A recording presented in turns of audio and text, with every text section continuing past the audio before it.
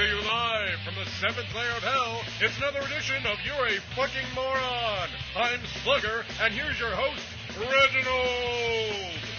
Hello, I'm Reginald, and this is YAAFM.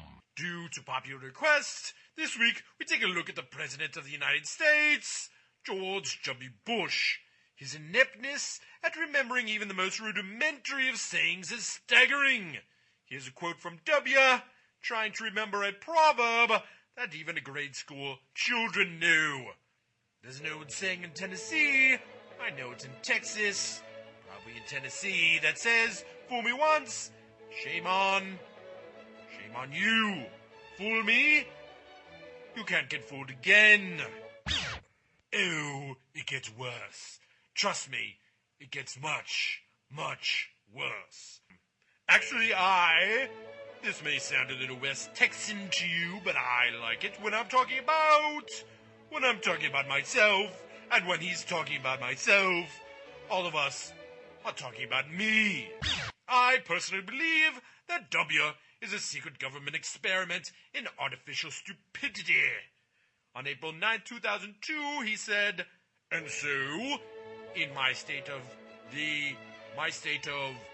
the Union, or my state speech to the nation, whatever you want to call it, speech to the nation, I asked Americans to give 4,000 years, 4,000 hours over the rest of your life of service to America. That's what I asked. 4,000 hours. Or this pearl of wisdom in July of 2001. I know what I believe. I will continue to articulate what I believe, and what I believe is right. Oh, dear Satan. Please tell me this man does not have his finger on the button. There's no stopping this man. His stupidity knows no bounds.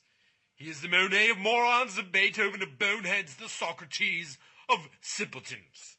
Here's some of my personal favorites. I think we agree the past is over.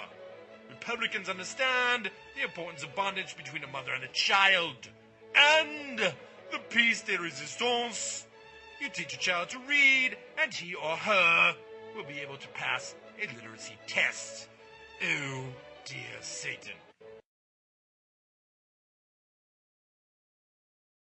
Today we're going to look at the Decider, the born-again Jesus lover, the twin bearer, and the patriot swinger, President Bush. President Bush has spent the last 6 years destroying the American name, lying to his own people in the world, and is solely responsible for creating more terrorists than Muhammad on a crystal meth binge. My kind of guy. Let's face it, Georgie boy has some serious daddy issues.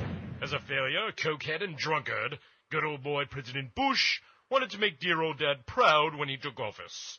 Or maybe he's just a warmongering prick. In any case, he wanted to finish what daddy started, and take down the biggest bully on the block, Saddam Hussein. After 9/11, Georgie Porgy saw his in. Banking on the NASCAR-loving, Confederate flag-wearing, beer-guzzling Americans that got him elected, President Bush conned his way into war. Attacking Iraq after 9/11 is like shooting the postman after the milkman bangs your wife. Sure, it feels good, but now how are you going to get your mail? Let's follow along, kids. Here's a map of the Middle East. 15 of the 19 hijackers of planes on 9/11 came from Saudi Arabia here, and they were living in Afghanistan here. Now, here's Iraq. Did any terrorists come from Iraq? No. Weapons of mass destruction? I think not. Imminent threat to the United States? Not even close.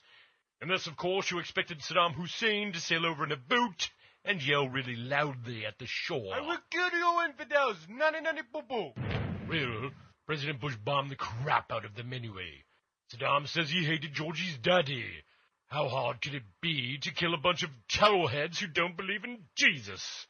Why, President Bush talks to Jesus. He must be right. And so the war was over on May 1st, 2003. Don't believe me? Why, Georgie said it. During his speech in May 2003, Bush said, "The battle of Iraq is one victory in a war on terror that began on September 11th, 2001, and still goes on. Ooh, it goes on, Georgie. Now here we are in 2007, 60,000 Iraq men, women, and children are dead, and 5 million wounded.